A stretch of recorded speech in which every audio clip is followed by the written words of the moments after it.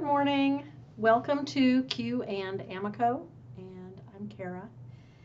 And I've got lots of things going on today, so I've got a lot of results to share with everybody because I've been doing a lot of different things over the past few weeks.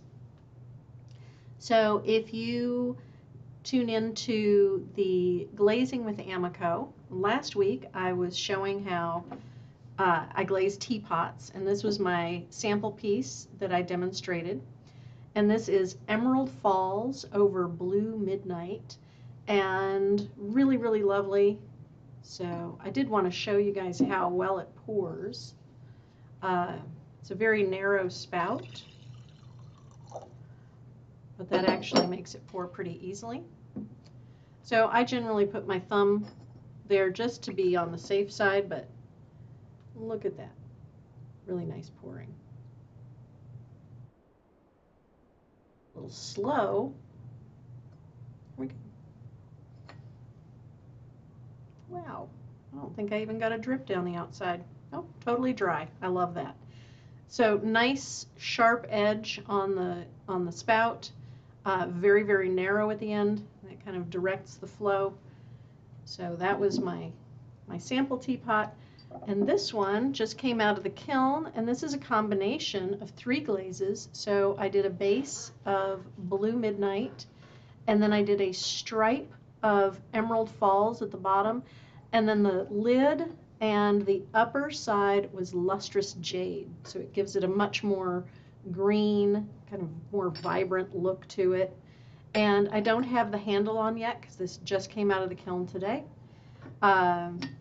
But you can see how the little tab helps to keep the lid on even if it's tipped all the way. Nice. So those are my teapots. I had a great time making my teapots. So good morning, Rachel. Good morning, Camille. And so my teapots I'm going to put over here. I do have a handle for this teapot. I think I'm going to have to make some adjustments to get this on there, but there's my handle. Set that one aside. Set this one aside. I'm going to move this. And then the next thing I wanted to show you all was I have been doing some velvet. I demonstrated velvet underglaze water etching. So I applied velvet underglazes. This is not the best sample because this one's in progress.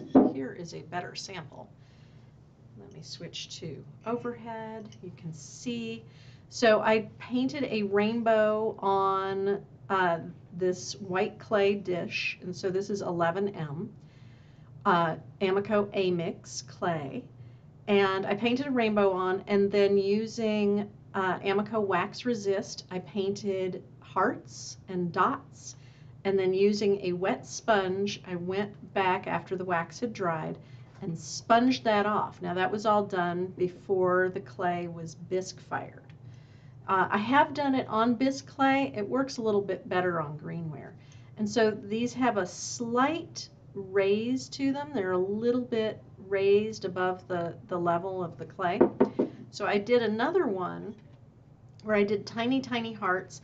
And then after I had wiped it back, I actually went over it with a reverse rainbow, and it just came out of the bisque this morning, and I'm going to show you how that worked.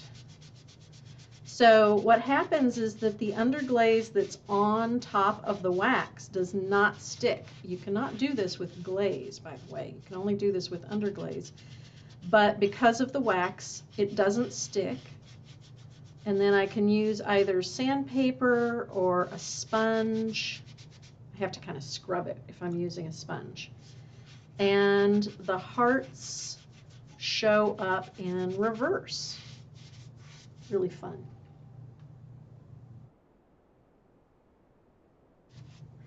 Angeli, I am not sure. You should be able to put captions on. I Googled some directions. Oh, cool. Thank you so much. So the captions thing is kind of tricky, but David is going to put some instructions on how to get captioning. Yeah, I'll just tell her what they Google and they pop Okay, sounds great. So some of these wanted to stick a little bit more than I expected, but overall, I have a lot of fun making this reverse heart rainbow dish.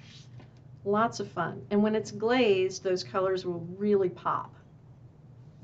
I think I may sand it after the video today because I don't have any sandpaper here in my photo area.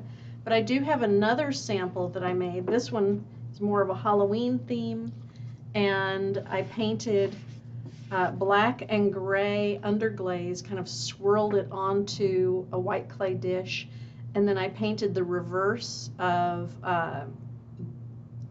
just where I wanted the darker lines to go for the skull, and a little bit of spider webs and some swirls, and then wiped it back. And I didn't do it very thoroughly, so some of the gray that was underneath the black shows up, and I kind of like how that looks very Halloween. I live in an area where Halloween is very, very popular, so I had to do something Halloween themed.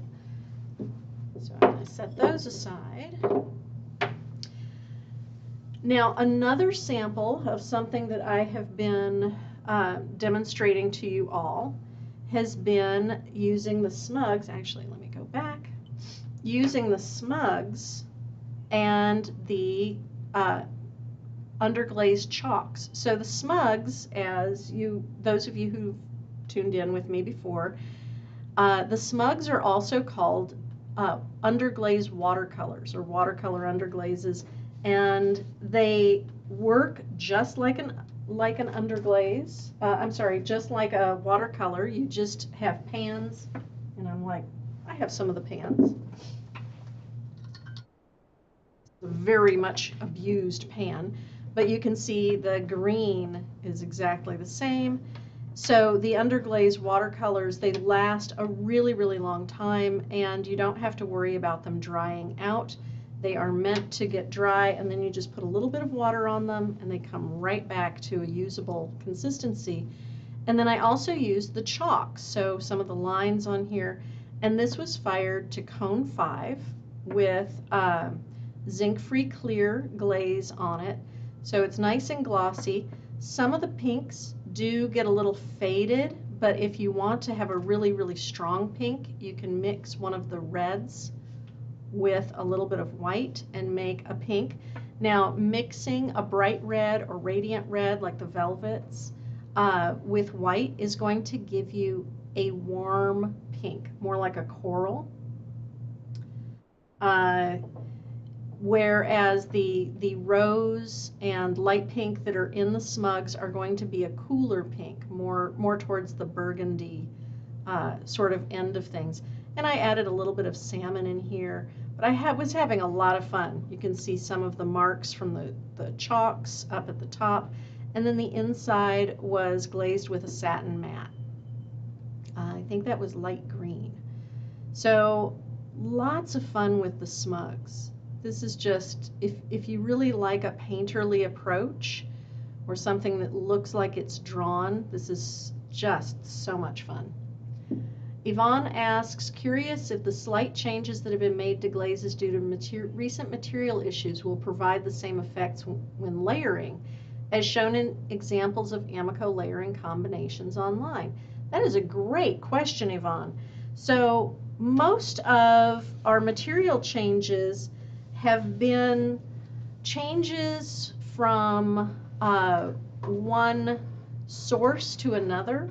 So for example, like blue rutile, we had to go to a different supplier for our red iron oxide. So it looks different in the jar, but it fires the same as it did a few months ago. Even though it looks different in the jar, the chemistry is the same. So we are striving as much as possible to keep all of our chemistry the same. And that way we can make sure that your results will be the same. Now, I'm trying to think if there have been any glazes where the material has changed so much that we saw any differences with layering, and I can't think of any, because what I do is part of my job is I try to make sure that everything still layers the same. So whenever we have a material change, I do test the layering with some of the most frequently used layering combos to see what kind of effects the different materials have. And so far, I haven't found any glazes that substantially come out different. But that is a great question. So we do have material changes, but we do try to keep the chemistry as close to the original as possible.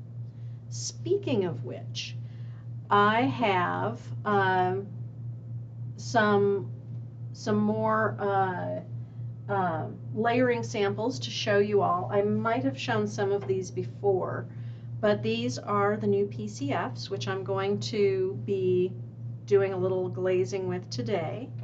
Let me go back to overhead. And this one is PC52 Deep Sienna Speckle over PCF 54 Flux Blossom. So the peachy pink Flux Blossom with the Deep Sienna Speckle over it, and you can see there's a couple speckles here and there that show up, but look on that textured area where I used a wiggle wire. It makes such a fun run of color. One of my favorites. So that is PC52 Deep Sienna Speckle over PCF 54 Flux Blossom. This one is PC52. Again, it's the same Deep Sienna Speckle over PCF 18, and that is Honeydew, the green. So it gives the Deep Sienna Speckle a really interesting shift. I'm sorry I don't have a zoom today. I'm still adjusting.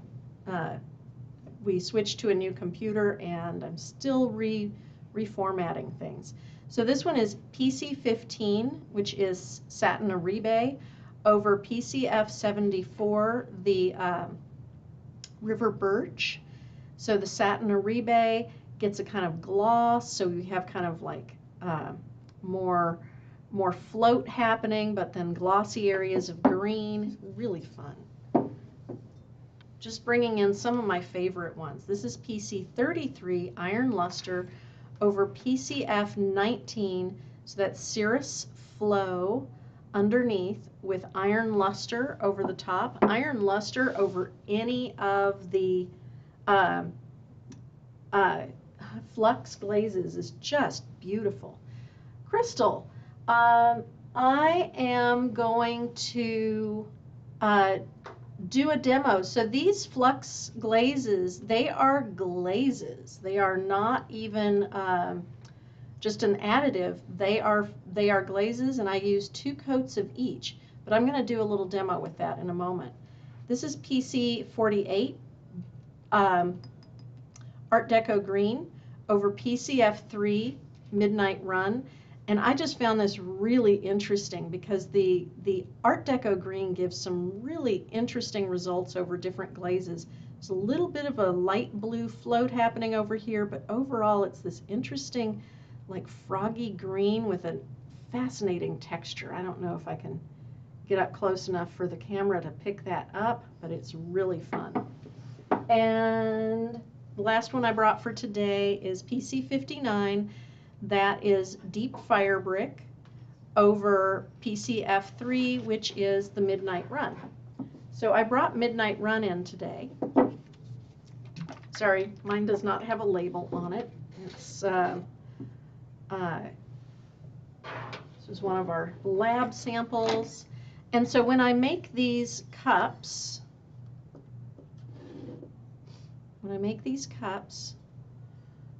going to show you how these layering samples are made. So these are slip cast half cups, and these are the same clay as this. This is the 11M A-Mix, and I just glaze. So when you see the cups, this is exactly how they are glazed.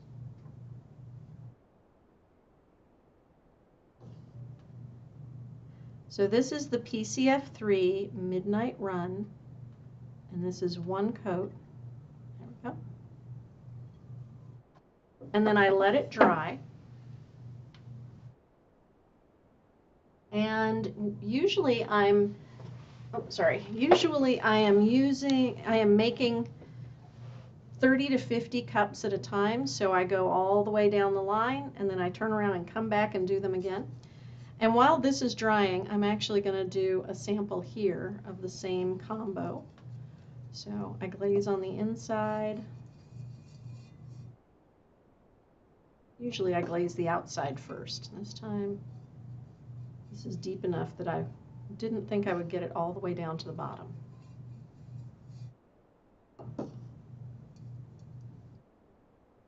When I'm demoing, it's hard for me to see all the way down. So I'll do the outside.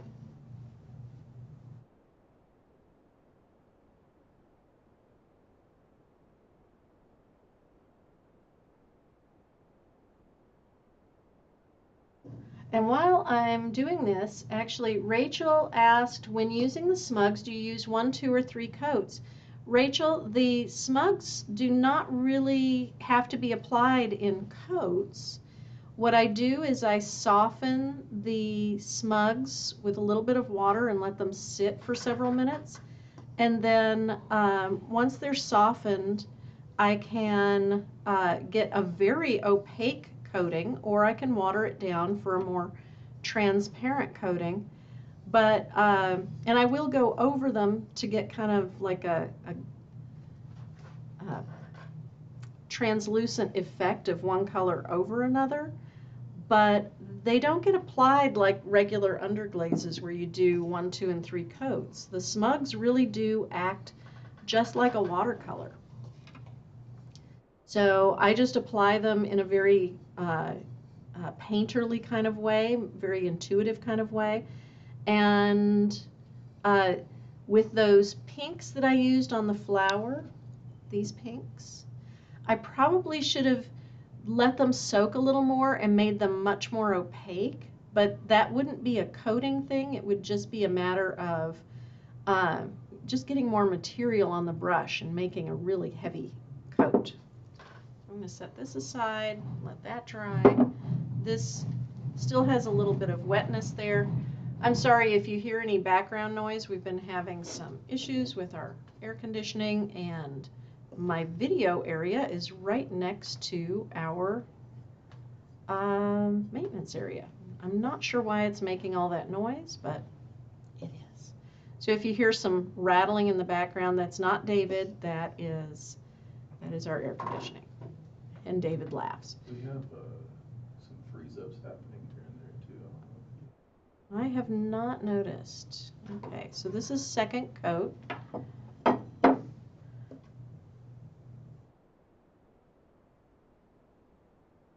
And I'll let that dry. I'll come back and do this one.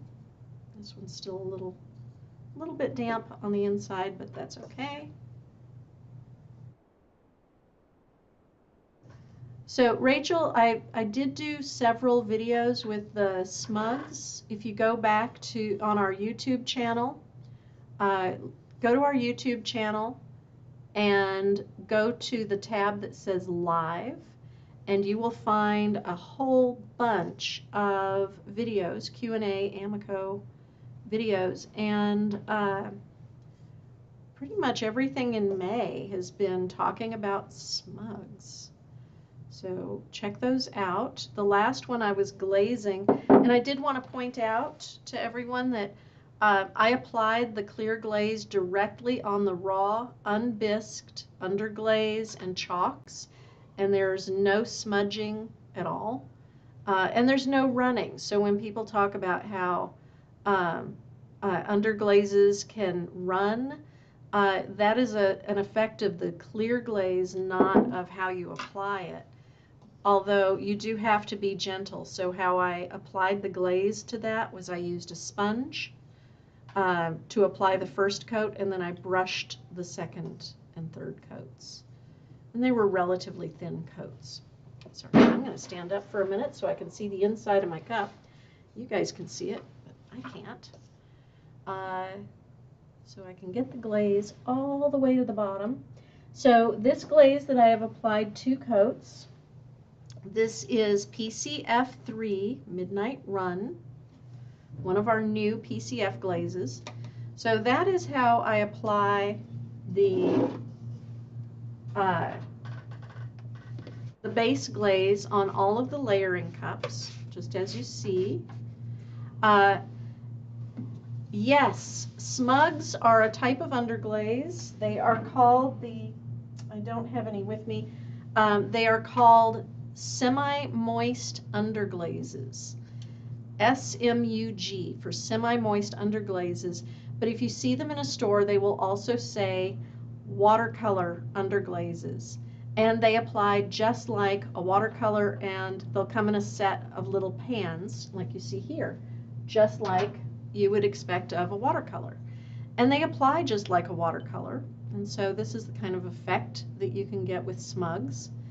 And very painterly. And then I also use chalks on them, Amaco underglaze chalks, to give a little more texture. So it has the watercolor effects and it has the chalk effect.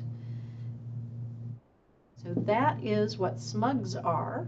When I say smugs, I know that term doesn't necessarily mean anything to a lot of people. So these I'm going to glaze with PC59 Deep Fire Brick.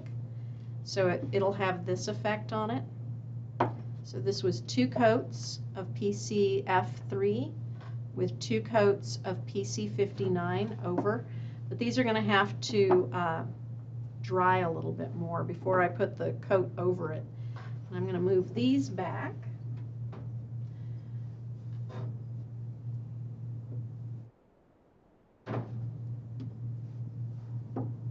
I really like this one.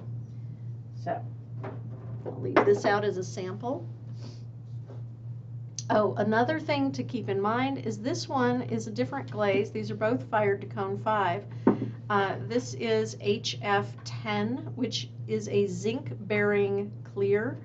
And I use this because sometimes, especially with the heavier coats of the orange or the red, you can get little bubbles in the zinc-free clear. So I wanted to get a really even, smooth texture.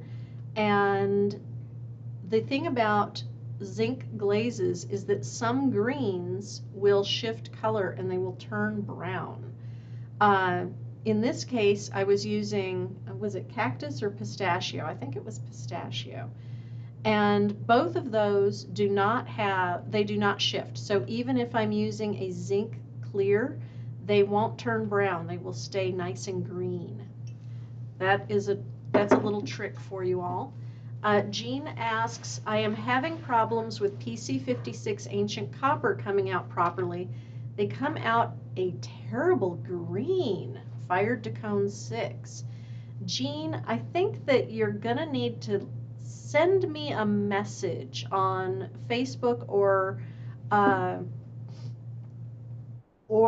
you can, if you're on YouTube, yes, it looks like you're watching on YouTube.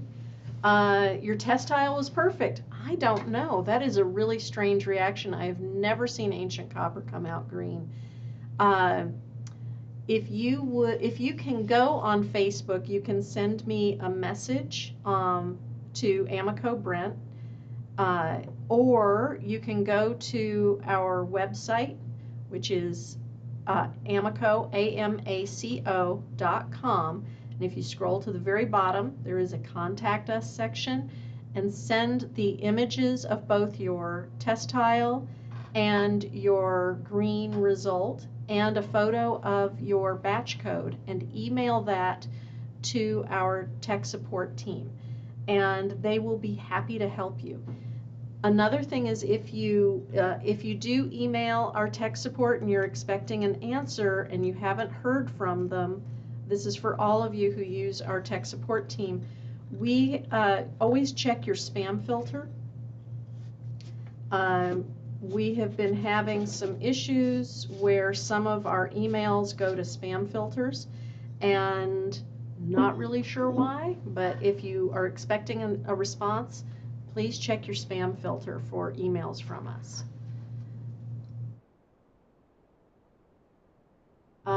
Rachel also, let's see, Rachel asked, you said you added the clear over the smug directly on greenware.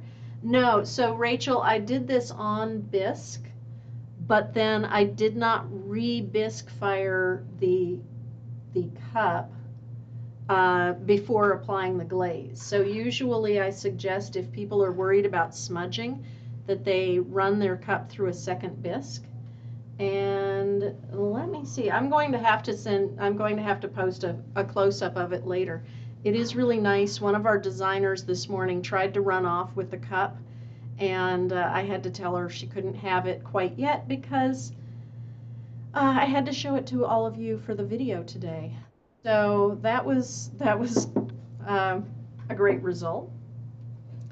This is still a little bit damp. I don't want to put a layer on top until it's totally dry because I don't want to contaminate my glaze. So, do we have any other questions at the moment? Maria said, I sent an email this morning and they immediately responded. Great service. Thank you so much. Thank you, Maria. I'm so glad to hear that. Our tech support team does work really hard to get responses out to people as quickly as possible. And if you haven't heard from them for several days, now over a weekend you might not hear from them because we do work Monday through Friday, 8 to 4. And so you might not get a response immediately, and that is Eastern Standard Time hours. But we do strive to get a response back, and if you have not heard for a few work days, please check your spam filter or give us a call. We do have a 1-800 number. Jeff asks, can you use the smugs on greenware as well as bisque? And yes, you can, but there is a lot of water in the smugs, and the way that you apply them is just like using watercolor. So I don't know if they would apply as easily because the wet clay is going to try to like push that off. But yeah, the smugs are they're so much fun. Janet says, oops, almost missed this one. Yeah, that is, you almost did miss us. You can always watch the playback. It is saved on our Amaco business page on Facebook, and it's also on our YouTube channel under live streams. So if you ever miss a broadcast, or if you want to go back and watch a little bit more, you can always go back and see the videos again on our YouTube channel or on our business page, and they're also saved in our Facebook group. B. Mora says, thank you. I also have trouble with saturation gold. Yes, do contact our tech department. I can tell you that most of the problems that people have with saturation gold, if it's coming out black, it needs to be applied thicker. Saturation gold does need a very heavy application to give it that gold color. But if you do a good thick application and fire to cone 5, it should be perfect. Look, I still have some wet. This is taking forever to dry. This one is still not quite dry. So, let's see. I will do more with smugs, and I'm also going to do more with the flux glazes in the next couple of weeks. I know that some people have already gotten their flux glazes, and they're really excited about them.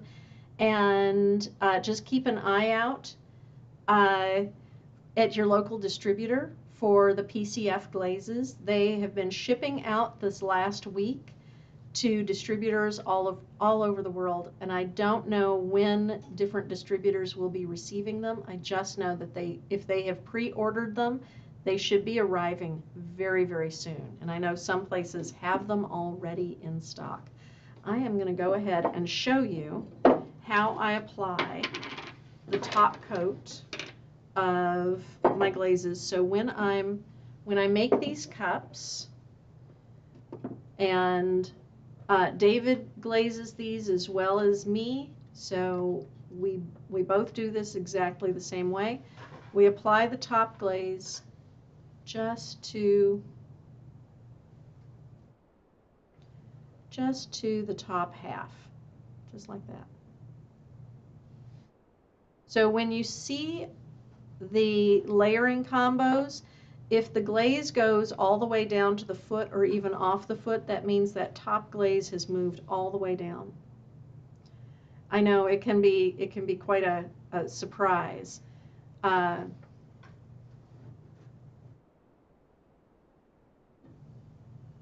If it goes in a different spot. But so now I'm putting more on right now, but generally when I'm doing the layering cups, I do not do that. I make sure that they are completely dry before I apply that second coat. So all of the layering coats for the PC glazes and the PCF glazes, when you see these layering cups, it's 2 coats of the base glaze, and then the top half over the entire piece, and then the top half has 2 coats of the top glaze, if that makes sense. And that is how we glaze all of them. So some of the oldest ones that are on our website may have the top coat going all the way down, but those are pretty rare. So if you have any questions about that, you can always send me a message on Facebook, Amaco Brent, or you can message us through the tech support team. So I'm going to let you all go. It's been a great time visiting with you all. Crystal, I'm glad you appreciate the demo. It's great to hear from you. And thank you, everybody. Oh, Rachel says that Glaze Queen had the Flux glazes last week. Great job. So they're out there in the world, and I hope you have as much fun with them as I've been having. And I'll talk to you all later. Thank you for joining me on my glaze adventures.